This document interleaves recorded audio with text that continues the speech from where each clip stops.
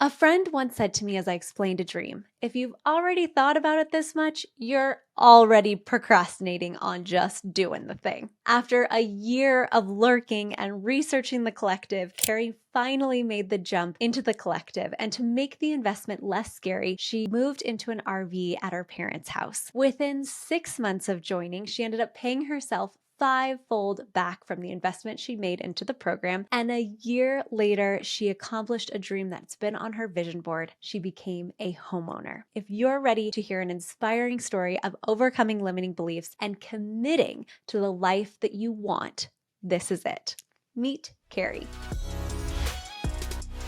Kari, welcome. I am so thrilled that we get to share a part of your story today. I'm happy to be here, Alex. You sat on the fence of whether to join the collective or not for a long time. Thinking back to your life pre-collective, what drew you to seek this grant writing training? I think this goes back pretty far into the beginning of my career. I was writing grants essentially to keep my job. Okay. I did outdoor education, so I was always hiking with students. And I was thinking, when I don't want to be outside, when I'm older, I sat on the fence over a year until I finally joined. What really held me back when I found out about the collective was one, paying for it, but also would it really answer what my fears were? And my main fear was the business side of grants. But I always knew that I wanted to be able to have a business, and that was very intimidating. You come to us as an in-house grant writer. We think this is professional development. We want organizations to pay for this, but you had a different reason in mind in it, and we needed to know that. This has given me a lot of professional development for being an in-house grant writer. I've always looked at this as this is my business that I'm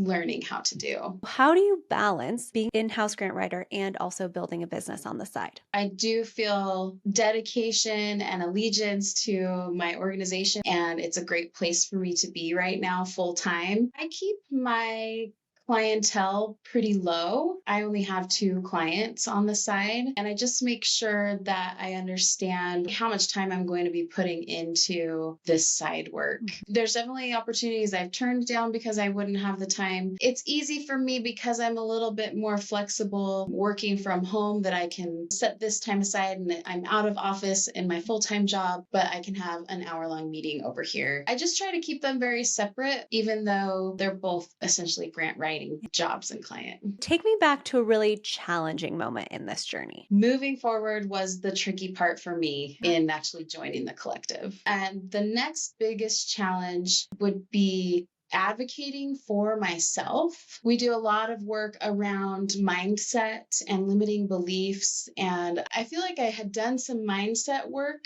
but I had never had the opportunity to fully say, okay, well, what is my value in what I can bring to a client? So putting a number on that is a challenge. Yeah. And I think it's a challenge that is not just arbitrary numbers. It really is thinking, what am I willing to do this for? And why am I worth that? Moving forward confidently in that, and then being able to say no when whoever you're speaking to maybe isn't going to meet that expectation. What have you done to be confident in advocating for your worth? I had 18 years in programming. I was director of programs. I wrote the grants for those programs. One of the reasons why they were hiring a grant writer was because these were high level, director of development, VP of development, and the organization was growing enough that they didn't need to be the one in the weeds writing the grant. So what happened was I wasn't able to get their time, and I just started using my programs background to fill in the blanks. And then I would just go to them and say, well, here's how this program is written to run. Do you agree with that? And they're like, oh yeah, great. Yeah, that's exactly how the program should run. After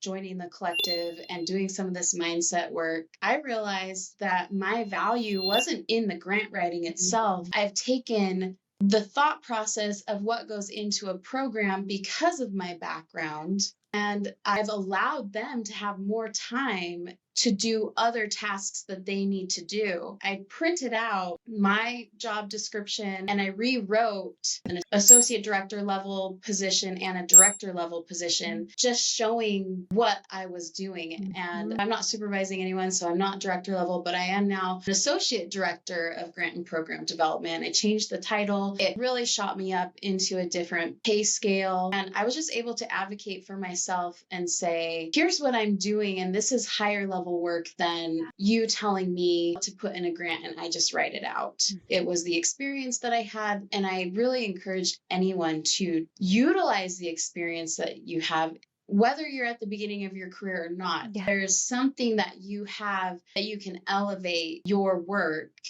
to both internally justify why I want to get paid more and to externally justify that to those who are going to be making that decision. Regardless of what it's manifesting as skills, we can see that all of us bring this way our brain works to grant writing. And that offers a unique perspective that could be different for every single person. We get very many in-house grant writers or people who've trying to do any side hustle on the side of their full-time job. And what makes it really difficult is maybe they have to get 5 clients at the $1,000 rate to make what they want. Versus you came in very intentionally and said, no, I can actually land a retainer client. I can get 1 client, a very good client. It's a much simpler approach than managing 5 side hustle clients and your main job. You've been very intentional about how do I set the business side up so that it works for me and works for the client.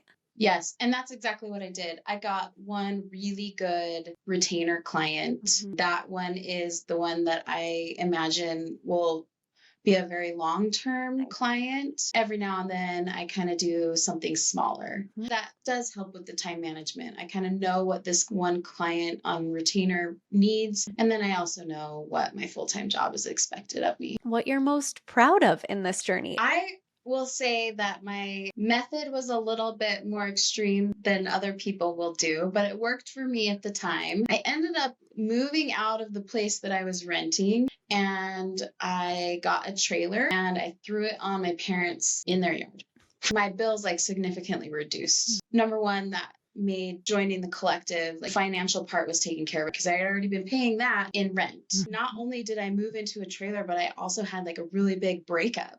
Part of why I needed to cut down those costs was because I was also starting a yoga therapy certification, which also costs money. I moved into the trailer. As I'm doing this, that's when I'm starting to go through the course. And the course is kind of allowing doors to be opened. Ended up being in the trailer for a year. A few months ago, I got this promotion and then I got my retainer client, and then I actually bought a house. My first house in this crazy housing market. It finally felt like I had the resources to do so. And it felt like no matter what happens in the future, I have this skill where I know I can start a business. I know how I can get side money if I need it, because now suddenly I have a mortgage and I feel much more grounded and at peace.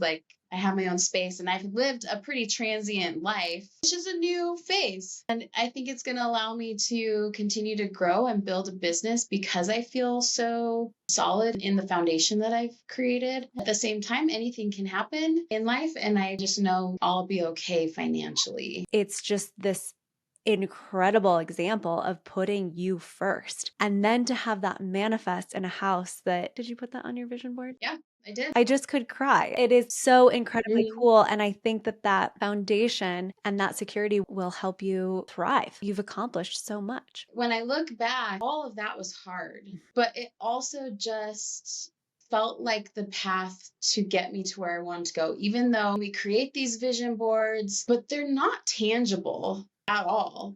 And you're just kind of throwing it out there. And to look back and to see everything that has transpired over this last year, to me, I'm like, oh, wow, that was a lot. I'll be very frank with you. None of this was the direction that I saw my life going, aside from back in my career when I was like, I'll go into grant writing sometime. But it's not the life that I pictured. And that's okay. Yeah. It is taking what life sometimes gives you and just moving forward, opening the doors and seeing what comes through. One of my favorite things that my mom said to me when I was feeling very vulnerable, she was like, I don't know why you're on this particular journey, but I just know that you have to keep putting one foot in front of the other. And it's so true, right? Like we get to show up and you've just shown up so beautifully for your dreams and your values and what you want to create in your life this year. It's been so inspiring to watch. It's nice to hear. Sometimes living in it, you don't see all of that. For sure, because you're in it all the time. You're in the muck. Is there any other wins that you want to celebrate in this little spotlight? When I joined the collective finally, it was like I just opened the door and then the opportunities started coming. I don't know if it was because I was thinking a different way or because I had all this support on the back end with the collective. And that support is really powerful. These are not grant writers who are your competition. They are your colleagues and your friends. And I've really appreciated that. And it's something that I didn't know would come out of this. Because I don't know that I would say I'm always in the collective. I just knew that that door was open. When you have people like backing you up and I knew I could go ask any questions, then it just made it so much easier. The work so much easier. It didn't seem like work. And I think that's a credit to you and Meredith and your team and how you have set this up, because I know I'm not the only one who feels that way, that there is this camaraderie among the collective. We feel it too. It's just magical to us. Talk about putting something on a vision board, but you have no idea how tangible that could be. Meredith and I could not have dreamt of being in a community like this. I also have pinch me moments of like, how is this the community that I get to live and work in? I'm very grateful for our community. But I would love to know, what is the impact of the work that you're doing? My niche is working with Indigenous people. So the organization I work with is the American Indian Science and Engineering Society, or ACES, and we advance Indigenous people in STEM. I work among anywhere from like PK-12 age group to college, all the way through professionals, just creating programs that guide someone through all that it takes to end up in a STEM career. And both of my full-time job and my retainer client, it's also an Indigenous organization. Been incredible growth, and that is in direct relation to the grants that we've received in order to grow our staff and the programs that are offered. One of the main programs that I would highlight is the National American Indian Science and Engineering Fair. It is a science fair open to Native American, Alaska Native, Pacific Islander. It's a space where they can really use to compete using their Indigenous knowledge and pass down and showcase their science to the public. We grew it from like 5 years ago, it was nothing. COVID hit, we kind of started a virtual, so now more students can participate. I think we had just about 90 projects, which some of the projects had 2 and 3 students working on them. And also probably growing in funding. Yeah. Let's dig into some rapid fire questions. What is one word to describe your dream lifestyle? Flexible. Next vacation spot. Prince Edward Island. Favorite podcast. Called Follow Him. What are you reading right now? Lots of books on herbs. I'm studying herbs and it's summer, so I've been foraging a lot. Last TV show you binged. Acapulco.